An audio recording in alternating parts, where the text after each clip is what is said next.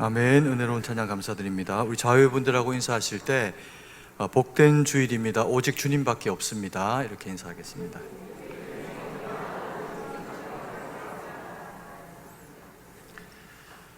네, 한 주간 열심히들 아마 살아가시고 그리고 예배 가운데 이렇게 모이셨을 텐데요. 주님 은혜 가운데 환영하고 그리고 하나님 주시는 힘과 능력의 공급으로 또 한 주를 하나님의 말씀 가운데 여전히 잘 살아낼 수 있기를 간절히 소망합니다. 코로나 바이러스라고 하는 친구가 우리 가까이에 찾아와 가지고 나라가 그리고 온 세계가 중국을 뿐만 아니라 다들 좀 힘들어하고 그런 그 어려운 시기들을 지금 그렇게 이제 보내고 있는 것 같습니다. 그래서 이게 치사율이라든가 어떤 치명적인 위험성은 좀 떨어지는 반면에 전파력이 워낙에 강하고 이제 센 그런 그 바이러스여가지고 혹은 이제 옮기고 하는 일들이 쉽게 그렇게 생기게 되는 것 같습니다. 그래서 이제 우리 그 교회적으로도 노예를 통해서 또 지침도 내려오고 또 이렇게 해서 또 이 감기 코로나 바이러스에 감염되지 않도록 주의를 당부하는 그런 그 요청이 교회들 가운데 있습니다. 그래서 저희가 인사할 때 손으로 이렇게 악수로 인사하는 것을 좀 지양을 하고 목례로 인사하거나 이렇게 안녕하세요 이렇게 인사를 하면서 인사를 해주시고 또 그리고 당분간은 식당도 그래서 부득이 폐쇄할 수밖에 없는 그런 상황 가운데 있습니다. 그래서 기도해 주시면서 이 상황들이 잘 지나갈 수 있도록 그렇게 함께 힘을 잘 모으고 대비를 잘 하셨으면 좋겠습니다. 그런데 이 코로나 바이러스에 그렇다고 해서 너무 우리가 많이 주눅 들고 그렇게 눌릴 필요는 없는 것이 이 코로나 감기의 이름이 왜 코로나인 줄 아십니까? 그러니까 이제 기침을 하면 이렇게 코로 이렇게 나오는 거예요. 그래서 모든 감기가 다 그렇습니다. 그래서 주의하시고 또 이 시간들 이렇게 잘 지나가셔야 하지만 너무 주눅 들어서 우리의 그 영혼의 상태나 상황들이 이렇게 함몰되어지는 그런 상황 가운데로는 가지 않도록 또 영적인 우리가 주의를 잘 기울였으면 좋겠습니다. 인생을 살아가다 보면 코로나 바이러스만 아니라 숱한 많은 그런 그 어려움의 일들이 펼쳐지게 되는데 시편의 대부분의 노래들은요 그 힘겨운 상황 가운데서 하나님을 찾는 내용입니다. 아니면 힘든 상황을 지나고 난 이후에 돌아보니 그게 은혜여서 하나님 앞에 감사로 올려드리는 내용들이 대부분 일반적인 그런 그 상황들입니다. 그러니까 이것은 기쁘고 즐거울 때도 우리가 하나님 앞에 찬양의 그런 그 시도를 올려드리지만 실제로는 훨씬 더 많은 상황들이 우리가 인생의 어떤 고난과 어려움이라고 하는 상황에 직면하게 될 때 그것을 계기로 여호와 하나님을 찾게 되는 시간들이 훨씬 더 많이 역사적으로 벌어졌던 것을 볼 수 있는 이야기라고 할 수가 있을 것입니다. 오늘 우리가 읽은 이 본문의 말씀에서도요 25절과 28절의 말씀을 25절, 28절 말씀을 잠깐 화면에 띄워주시고 같이 한번 읽어보도록 하겠습니다. 내 영혼이 진토에 붙어 싸우니 주의 말씀대로 나를 살아나게 하소서. 나의 영혼이 눌림으로 말미암아 녹사오니 주의 말씀대로 나를 세우소서. 아멘. 이 말씀을 보면 내 영혼이 진토에 붙어 싸우니 라고 하는 이런 그 표현을 통해 가지고 이 시인이 노래하고 있는 내용을 봅니다. 물론 이 시편 119편의 이 내용들은 8구절씩의 어떤 그 내용들을 알파벳 한 단어씩의 시작을 가지고 노래하는 그런 그 내용들이라 이것을 가지고 지난주에도 말씀드렸지만 어떤 구체적인 상황을 가지고 한 노래라기보다는 말씀, 율법 토라시라고 그렇게 보는 측면들이 있습니다. 그럼에도 불구하고 이 25절부터 펼쳐지는 그 내용에 대한 이야기도 여전히 힘겹고 어려울 때 어떻게 말씀을 붙잡고 살아가고 있는 내용으로 우리의 인생이 되어져야 하는지를 권면하고 있는 내용으로 그렇게 볼 수가 있다는 것입니다. 그래서 25절에 보면요 내 영혼이 진토에 붙어 싸우니 라고 하면서 이 진토 그 아파르라고 하는 마른 흙, 먼지라고 하는 이런 어떤 그 물질이 땅에 붙은 것처럼 이라고 하는 그런 이제 표현으로 내 영혼의 상태를 설명하고 있는 것을 볼 수가 있습니다. 그래서 이 말씀을 읽으면 우리가 구약의 많은 이야기들 가운데 창세기 2장에 등장하는 하나님이 인생을 흙을 빚어 만드시고 그리고 거기에 생기를 불어넣으시니 사람이 생명이 되더라라고 하는 구절이 있습니다. 그 구절 가운데 있는 사람의 원재료가 되는, 육신을 이루게 되는 그 흙이라고 하는 그 재료가 동일한 단어로 이 진토라고 하는 단어, 아파르라고 하는 단어입니다.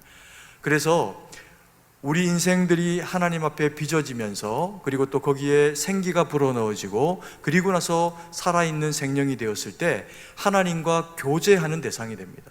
하나님과 이야기도 하고, 그리고 어렵고 어떤 곤란한 상황들이 있으면 그것을 하나님 앞에 아뢰일 수 있는 대상으로 우리를 지으셨기 때문에 창세기 때의 어떤 한 시절에 국한된 이야기만 아니라 그 이후의 모든 인류들, 흙을 재료로 해서 되어진 모든 인류들은 하나님과의 소통과 그리고 하나님이 주시는 능력으로만 힘을 얻을 수 있는 대상이 되어진 것이 이 인생이라고 하는 사람이 가지고 있는 모습입니다. 근데 오늘 읽은 25절의 말씀에 보니까 사람이 어떻게 돼가는 겁니까? 흙에서 비롯돼서 사람이 되었는데, 그래서 되어진 그 사람이 다시 흙으로 되어져 가는 것과 같은 모습을 나타내주고 있다는 겁니다. 물론 우리가 나이가 들고 늙어지면 다시금 흙으로 돌아가게 되는 것은 이 자연의 선순환의 한 과정입니다. 그런데 그게 아니라 살아있음에도 불구하고, 호흡을 하고 있음에도 불구하고 내 영혼이 진토에 붙은 것 같다, 내가 마치 죽은 것처럼 느껴진다라고 하는 그런 상황을 나타내고 있는 겁니다. 그래서 이 영혼, 이 네피시는 다름이 아니라 호흡하는 존재, 영혼, 이런 것을 이제 나타내는 그런 그 존재인데, 분명히 살아있다는 거죠.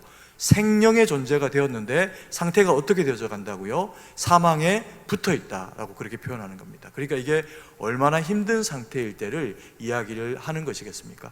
그리고 28절에 아까 전에 읽었던 그 말씀에도 보면 나의 영혼이 눌림으로, 압력으로, 키가 큰데 눌려서 낮아지는 것처럼, 그렇게 땅에 붙어지는 것처럼, 혹은 너무 힘들고 두려워서 허리가 앞으로 숙여져서 땅 앞으로 꼬꾸러지는 것과 같은 상태로 우리의 마음이 녹아지는 상태가 되는 것이 힘겹고 어려울 때 우리 가운데 벌어지게 되는 상황입니다. 근데 이럴 때 우리가 하나님을 찾고 구하면 다른 무엇이 아니라 하나님을 찾는 그 자체가 하나님의 능력이 되어져서 우리 가운데 도우심의 손길로 오시게 된다는 겁니다. 그래서 하나님이 우리를 지으셨을 때부터 이렇게 다소간 좀 부족하게 흙으로 우리를 지으셔서 여전히 어떤 문제와 상황들이 생기면 하나님을 찾으면 그것이 해결되는 대상으로 우리를 지으셨다는 겁니다. 그래서요, 우리의 인생이 놀라운 것은 분명히 흙이었습니다. 이 아파르라고 하는 흙, 먼지 같은 존재였는데 거기에 습기가 들어가고 만져지고, 그래서 살아있는 생명으로서의 사람의 존재가 되어졌을 때 그 사람은 하나님을 뭐라고 부릅니까? 아버지라고 부릅니다. 그 아버지라고 부르면 아버지 되시는 하나님은 우리의 인생의 모든 문제들을 해결하시는 해결자로 등장을 하시면서 그것을 들어주신다는 겁니다. 그래서요, 이 하나님을 찾고 하나님을 의지하는 그것을 통해 가지고 우리 인생의 이 고난과 어려움들을 이겨낼 수 있는데, 시편 119편에 나오는 이 해당하는 이야기의 한 3가지 정도가 우리가 곤란함과 어려움을 경험을 하게 될 때 그것을 어떻게 하면 이겨낼 수 있는 영적 돌파구가 될 수 있는지를 우리에게 소개해 주는 그런 면을 가지고 있습니다. 119편 26절의 말씀을 같이 한번 읽도록 하겠습니다. 내가 나의 행위를 아뢰매 주께서 내게 응답하셨사오니 주의 율례들을 내게 가르치소서. 여기에 보면 내가 나의 행위를 아뢰매라고 그렇게 이야기를 하고 있습니다. 이건 뭐 다른 내용이 아니라 우리가 힘겹고 어려운 어떤 상황들을 만날 때 그 상황의 해결자가 되어주시는 하나님 앞에 아뢰면 주님이 우리를 지도하시고 가르치셔서 어려움을 돌파하고 나갈 수 있는 길을 제시하실 뿐만 아니라 직접 우리를 돕기도 하시면서 우리의 그 모든 환경 가운데서 우리를 이기게 하신다는 겁니다. 우리가 좀 전에도 창세기 이 아담의 이야기, 흙으로 빚어지는 이야기를 우리가 잠깐 봤지만, 아담이 하나님 앞에서 하게 된 가장 큰 실수는요, 하나님의 말씀을 어긴 것입니다. 그런데 하나님의 말씀을 단순히 어긴 것이 가장 큰 실수가 된 게 아니라 인생은 누구나 실수할 수 있습니다. 기억력의 감퇴로 어떤 내용들을 잊어버릴 수도 있고, 혹은 알고 있는 내용인데도 불구하고 더 유혹적인 어떤 내용이 우리에게 침범해 들어오면 이전에 알고 있던 더 옳은 것을 버리고 더 그런 것을 더 좋은 것인 양 선택해버리는 실수를 할 때도 있습니다. 아담이 행한 가장 큰 실수는 마귀의 이야기를 듣고 또 거기에 꼬임에 빠진 하와의 이야기를 들으면서 마음이 동했어요. 저걸 먹으면 하나님처럼 된다고? 이런 마음이 동하는 상황이 되었을 때 이것도 물론 잘못이지만 최종적인 그가 한 잘못이 뭐냐면요, 그 어렵고 본인이 헷갈리고 잘 기억이 나지 않고 한 모든 상황들의 이야기를 가지고 그 이야기의 답이 되시는 하나님의 존재를 알고 있었음에도 불구하고 그 하나님에게 어떻게 하지 않았다는 겁니까? 묻지를 않았습니다. 만약에 헷갈리고 힘들고 이걸 선택하고 싶은 그런 어려움과 곤란함의 상황이 있었다라고 하더라도 그 문제들을 가지고 하나님 앞에 묻고 아뢰었다라고 하면 하나님께서 숨어있는 아담을 만나시는 게 아니라 동산 가운데서 하나님 앞에 담대하게 나와 주님 앞에 자기가 당하고 있는 곤란함의 상황과 현실들을 아뢰는 것을 통해서 그 순간 마귀를 벌하고 그리고 하와를 다시 깨우쳐주고 그들에게 그런 어려움이 없도록 그렇게 지도해 나가셨을 겁니다. 근데 아담이 그걸 하지 않은 거죠. 그래서 우리가 인생에 만나는 대부분의 문제들은요, 우리보다 클 때 주어집니다. 우리보다 큰 문제가 우리 가운데 주어지면 우리는 그 큰 문제를 해결할 수 없기 때문에 당혹감 가운데 들어가게 됩니다. 근데 그 문제가 만약에 어린아이일 때 우리가 부모님을 의지하고 있으면 엄마에게 아빠에게 배가 고프고 가진 것이 필요한 것이 있어서 그것을 요청하면 그 아이에게 필요하고 그리고 부모가 해줄 수 있는 역량 안에서의 대부분의 모든 일들은 부모에게 이야기를 하는 것으로만도 모든 것들이 다 해결이 되어진다는 겁니다. 하나님도 우리에게 똑같은 분이셔서요, 우리를 흙으로 지으신 이유가 우리를 부족하게 지으셨다는 겁니다. 우리를 완전한 상태로 지으신 것이 아니라 부족한 상태로 지으셨기 때문에 나머지의 그 모든 필요와 있어야 할 것들은 하나님이 RM이라고 하는 이 도구를 통해 가지고 구하기만 하면 하나님이 그 가운데 역사하시면서 들으시면서 채우시기로 결정해서 선택한 인생을 만드신 재료가 흙, 아파르라는 겁니다. 그래서요, 우리는 우리 인생 가운데 문제가 찾아오는 것도 문제지만 그것을 하나님 앞에 고하거나 그 문제 자체에 짓눌려 가지고 아뢰지 못하는 상황 가운데 놓여지게 되는 것이 훨씬 더 큰 문제라는 것을 이야기를 하고 있는 겁니다. 그래서 첫 번째 우리가 이 곤란함, 문제를 해결하는 그 방식은 뭐냐면 하나님 앞에 아뢰매, 나의 행위를 아뢰매라고 하는 하나님을 아뢰는 겁니다. 하나님 앞에 내가 가지고 있는 상황을 알려드리는 겁니다. 그러면 하나님은 거기에 응답하신다는 거예요. 근데 우리가 하나님 앞에 그렇게 구하면요, 하나님은 그렇게 응답하실 수밖에 없는 이유가 있습니다. 시편 119편 30절 말씀입니다. 시편 119편 30절 말씀을 같이 읽도록 하겠습니다. 내가 성실한 길을 택하고 주의 규례들을 내 앞에 두었나이다. 여기 보면 두 번째로요, 우리가 영적 돌파구를 가지기 위해 가지고 하나님 앞에 가져야 되는 그 모습에 대해서 설명을 하고 있는데 119편 30절에는 그걸 뭐라고 이야기하냐면 내가 성실한 길을 택하고 라고 이렇게 이야기합니다. 이 성실이라고 하는 것은 무엇일까요? 우리가 성실은 너무 잘 알고 있습니다. 꾸준히 무언가를 포기하지 않고 잘 끝까지 감당해내는 거죠. 근데 우리가 인생을 살아가면서요, 실제로 뛰어남이라고 하는 요소하고 성실함이라고 하는 요소가 같이 만약에 선택의 조건으로 우리 가운데 놓여 있다고 가정을 합니다. 사실 이게 놓여 있지 않습니다. 그냥 우리에게 주어져 있거든요. 그래서 어떤 사람은 더 뛰어나기도 하고 어떤 사람은 덜 뛰어나기도 합니다. 그러나 우리가 그걸 선택할 수 있다고 만약에 가정을 한다면요, 여러분들은 뛰어난 것과 성실한 것 중에서 어떤 것을 선택하기를 원하십니까? 성실한, 그렇죠. 이게 답입니다, 사실은. 그죠? 성경에도 그렇게 기록이 되어 있으니까. 그래서 성실을 선택한 분들은 착한 분들이에요. 그런데 실제로 우리가 인생에서 살아가면서 만약에 이것을 내가 선택할 수 있는 어떤 조건을 통해서 만약에 획득되어지는 것이라고 하면 대부분의 사람들은요, 뛰어나기를 원할 겁니다. 그래서 우리 아이들도 어릴 때 자라는 동안에 얼마나 많은 뛰어남의 상황 가운데로 내몰리는지 모릅니다. 그런데 이 뛰어남은 가지고 있는 특성이 뭐냐 하면요, 돋보이는 거예요. 아름답습니다. 서 있으면 머리 하나가 훌쩍 뛰어넘을 정도로 기량이 뛰어나거나 키가 크거나 훤칠하면 사람이 보기에도 이 뛰어난 것은 좋아 보입니다. 그래서 당연히 이 뛰어남을 우리의 것으로 소유할 수 있으면 그렇게 했으면 좋겠는데, 이것은 태어날 때부터 대부분은 선택하지 못하게 주어지는 상황이기 때문에 극복하기가 어렵습니다. 그래서요, 우리 가운데 누군가 자기가 가지고 있는 뛰어남을 돋보이게 가지고 있는 사람을 보면, 물론 그 사람의 뛰어남을 통해 갖고 혜택을 누리고 좋은 그런 것들을 취하게 되는 경우도 있지만, 한편으로는 그 뛰어남이 우리 가운데 주는 요소는 뭐냐면 상실감입니다.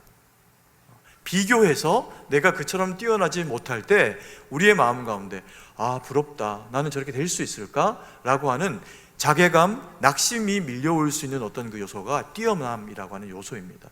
그런데 이 성실은 좀 다릅니다. 당장은 타고난 자산이 그렇게 많거나 특별하지 않아도 상관이 없습니다.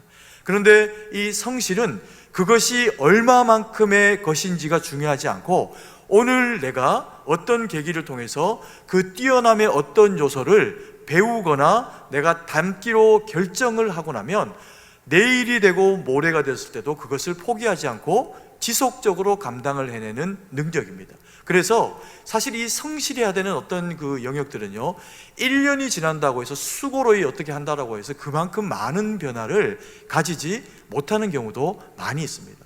아이들 때 우리가 공부를 잘해보기 위해 가지고요, 열심히 하고 노력을 하지만 학기가 지나고 1년이 지나도 성적과 순위가 똑같은 경우들이 훨씬 더 많습니다. 그럼에도 불구하고 그 1년 동안 들인 그 시간의 공로가 무언가 의미 있을 것이라고 마음 가운데서 확신하면서 포기하지 않고 그 다음 1년을 또 그렇게 살아가 보기로 결정하는 것이 성실입니다. 그렇게 2년을 보내고, 그렇게 3년을 보내고, 그렇게 5년을 보내고, 7년, 9년, 10년을 보내고 나면 어느 순간에 내가 더 많은 것들을 가지고 무언가를 감당을 하고 있는 거죠. 그게 성실입니다. 근데 이 성실과 이 탁월함, 뛰어남이 가지고 있는 차이는 뭐냐면요, 성실은 그 내용을 알고 나면 어떻게 해서 이 과정과 선택을 통해서 이 성실이 가지고 있는 역량까지 가게 됐는지에 대한 이유를 알고 나면 그 기능만 아니라 그 내용조차도 다 뭐가 되는 겁니까? 귀감이 되는 겁니다. 다른 사람들이 그 이야기를 듣게 됐을 때, 나도 그와 같이 그렇게 살고 싶다, 나도 그렇게만 살 수 있으면 그와 같은 가능성의 기회가 내게도 주어지겠네 라고 생각하게 만들어주는 것이 이 성실이 가지고 있는 힘입니다. 그런데 이 성실이 하나님의 성품이에요. 그래서 제가 아까 기도를 하나님 앞에 드릴 때 우리의 기도가 응답되는 이유는 하나님이 성실한 분이시기 때문에 그렇습니다. 우리의 상태가 어떻건 우리의 모양이 어떻건 하나님이 우리를 사랑하심으로 택한 백성으로 결정하신 그 순간에서부터는 우리를 절대로 포기하지 않고 함께 하시면서 우리가 뱉어내는 그 모든 기도의 내용들 가운데 성실하게 반응하세요. 때로는 지금 당장은 이와 같은 기도의 제목을 그렇게 응답하는 것으로 합당하지 않다고 여겨지실 때는 그렇게 응답하시지를 않습니다. 그럼에도 불구하고요, 그 기도의 내용은 하나님의 귀에 저장이 돼 있어요. 그래서 우리의 인생의 어떤 경점이 되어져서 내가 올려드렸던 그 기도와 하나님의 경륜이 맞아지는 그때에 나에게 가장 유익한 그 인생의 시간 가운데 하나님의 은혜의 역사는 이루어지게 돼 있습니다. 이스라엘 백성들이 이스라엘 백성이 되어질 수 있었던 이유는 다른 무엇이 아니라 그들의 탁월함이나 뛰어남이 아니라 하나님이 그들과 함께 하시면서 그들을 포기하지 않으신 하나님의 성실하심의 결과가 이스라엘 백성들이 구속된 백성으로 되어진 결과를 가졌다는 겁니다.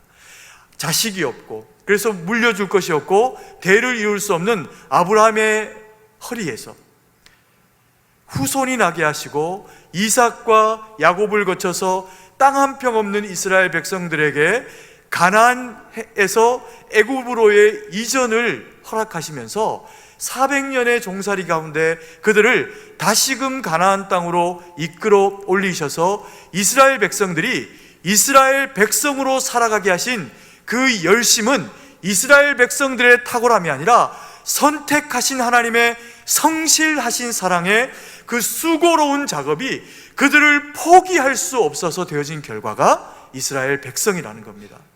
그리고요, 그래서 되어진 이스라엘 후손들의 역사가 다윗의 후손을 통해서 그 계보를 따라 예수 그리스도가 우리 가운데 오심으로 이스라엘 백성이 아니라 예수 그리스도의 그 십자가와 구속의 공로를 믿고 의지하고 바라보는 하나님의 모든 백성들을 위해서 하나님이 가장 성실한 예수 그리스도의 십자가를, 구속의 은혜를 준비하셨다는 겁니다. 그 포기할 수 없는 하나님의 성실이 예수 그리스도의 십자가가 되어져서 그 아들 독생자 예수 그리스도를 십자가에 다시고 죽음을 허용하시기까지 하나님의 성실은 우리를 죄인에서 의인되게 하시는 일에 포기함 없이 우리 가운데 성실을 따라 이루어지셨다는 거예요. 그래서 하나님의 성실은 그리스도인의 성실이 되어야 됩니다. 하나님의 성실이 그리스도인의 성실이 되어지기 위해 가지고요, 30절 말씀에 보면 내가 성실한 길을 택하고 주의 규례들을 내 앞에 두었나이다 라고 하면서 이 성실의 구체적인 방편을 뭘로 두고 있냐면 주님의 말씀, 규례로 두고 있습니다. 그래서 내 성실과 내가 할 수 있는 역량이 그리스도인의 성실이 아니라 하나님의 말씀과 약속을 따라 포기하지 않고 그 말씀을 붙잡고 살아가는, 그래서 주님만 바라보고 나아가는 말씀에 순종하는 삶이 성실이라는 겁니다. 그래서 그리스도인들은 결과가 좋다고 하나님 앞에서 잘된 삶을 사는 게 아닙니다. 때로는 결과가 처참할 수 있습니다. 그런 면에서 하나님의 십자가는 패배예요. 가장 처참한 자기 아들을 내어줘서 죽게 만든 일이 어떻게 승리를 하는 겁니까? 그런데 하나님의 승리는 하나님 언약과 약속 자체에 하나님 자신이 순종에 들어오시면서 그것을 감당할 수 없는 우리를 위해서 주님 스스로가 그 언약과 약속의 십자가를 규례를 따라 지키심으로 이루어냈기 때문에 우리가 하나님 앞에서 주의 성실로 말미암은 백성이 됐다는 겁니다. 그래서 이 말씀 붙잡고 하나님 앞에서 주님 닮아 살아내는 성실한 하나님 백성 되기를 간절히 소망합니다. 그리고 마지막으로 세 번째로 영적 돌파구가 되는 지침을 119장 31절 32절 말씀이 우리 가운데 주고 있습니다. 같이 한번 읽도록 하겠습니다. 내가 주의 증거들에 매달려 싸우니 여호와여 내가 수치를 당하지 말게 하소서. 주께서 내 마음을 넓히시면 내가 주의 계명들의 길로 달려가리이다. 아멘. 세 번째 영적 돌파구 119편 31절이 말하는 것은 뭐냐 하면 주님께 매달리는 것을 통해서 그 돌파구는 이루어진다는 겁니다. 31절 말씀에요, 내가 주의 증거들에 어떻게 했다고요? 매달려 싸우니 라고 이렇게 표현합니다. 이 매달려 싸우니라고 하는 표현을 우리식의 표현은 이렇게 표현해놨는데 이게 너무 재밌는 것은 25절에 흙에 내 영혼이 네페시가 흙에 붙잡힌다라고 하는 표현으로서의 그 붙잡힌 진토에 붙어 싸우니라고 하는 이 표현하고, 그리고 증거들에 매달려 싸우니라고 하는 이 매달림과 흙에 붙어있는 이 단어가 같은 단어를 쓰고 있다는 겁니다. 이게 우리식의 표현이니까 이게 다르게 표현했지 히브리 말로는 같은 말로 이것을 표현했다는 겁니다. 그래서 이게 이 시인이 너무나도 재미있게 이것을 표현하고 있는 것은 우리 인생이 가지는 고충, 힘겨움, 어려움 이런 것들은 우리로 하여금 흙에 붙어있는 상태로 돌아가도록 어떻게 한다고요? 만들어버린다는 겁니다. 그게 어려움이라는 거예요. 그런데 우리가 주의 말씀에 붙들리면, 하나님의 사랑과 하나님의 말씀 가운데 붙들리고 나면 그것이 다시 주의 말씀, 증거를 붙잡는 것이, 매달리는 것이 되게 해주셔가지고 흙으로 돌아가는 것과 같은 상태의 그 상태가 흙을 빚어가지고 거기에 생기를 불어넣으심으로 금방 만들어진, 금방 쪄낸 찐빵처럼 금방 만들어진 하나님 앞에서의 살아있는 존재로 회복되게 하시는 것이 주님을 어떻게 하는 거라고요? 붙잡는 거라고 이야기합니다. 이게 어떻게 하는 것이 주님을 붙잡는 걸까요? 하나님 앞에 아뢰는 거죠. 그리고 성실하게 주님을 붙잡는 겁니다. 기도하며 예배 가운데 주님을 찾고 구하여서 하나님만이 내 인생과 아픔과 이 모든 힘겨움에 유일한 능력이 되어주시는 것을 확신하면서 믿어드리면서 그것을 붙잡아 드리는 겁니다. 그러면 주님이 우리가 흙으로 돌아가는 것처럼 허리가 숙여지고 넘어질 수밖에 없는 것 같은 그런 영적인 곤란함과 상황의 어려움 가운데서도 우리를 붙잡아 일으키시면서 다시금 생명이 되게 하시는 하나님의 은혜와 능력으로 채우신다는 겁니다. 그래서요, 오늘 세 가지 말씀드렸어요. 우리 하나님 앞에 아뢰야 되고, 그리고 두 번째로 성실히 주님 앞에 말씀을 따라 나가야 됩니다. 그리고 세 번째, 증거를 어떻게 해야 됩니까? 붙잡아야 돼요. 매달려야 됩니다. 그런데 이렇게 붙잡고 살아가는 하나님의 사람을 향해서 주님이 허락하시는 세 가지의 특별한 은혜가 있어요. 앞에 것 다 잊어버리셔도 됩니다. 그러나 우리가 주의 증거와 하나님의 말씀을 붙잡고 살아가면 주님이 우리 가운데 반드시 허락하신다고 약속한 내용들이 오늘 읽은 우리가 하나님 앞에서의 이 말씀 31절과 32절 말씀 가운데 있습니다. 다시 한번 읽도록 하겠습니다. 내가 주의 증거들에 매달려 싸우니 여호와여 내가 수치를 당하지 말게 하소서. 주께서 내 마음을 넓히시면 내가 주의 계명의 길로 달려가리이다. 첫 번째가 뭐냐면요, 이렇게 주님을 붙잡는 자에게 허락하시는 하나님의 특별한 은혜, 첫 번째는 수치를 당하지 않게 하신답니다. 여러분, 수치를 당하지 않게 하신다는 게 무슨 얘기일까요? 인생이 당하는 가장 근본적인 어려움이 뭔지 아십니까? 수치예요. 힘들고 어려우면 물론 그것도 힘들죠.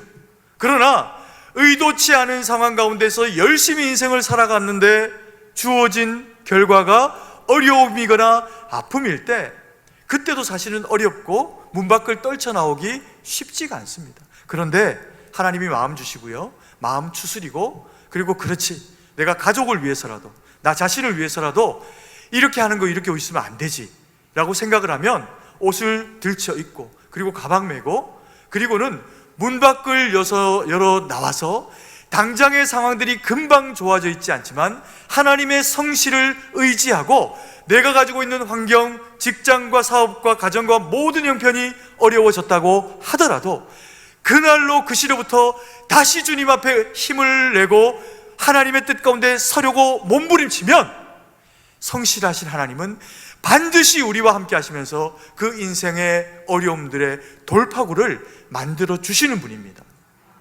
근데 어려운 것은요, 수치를 겪을 때예요.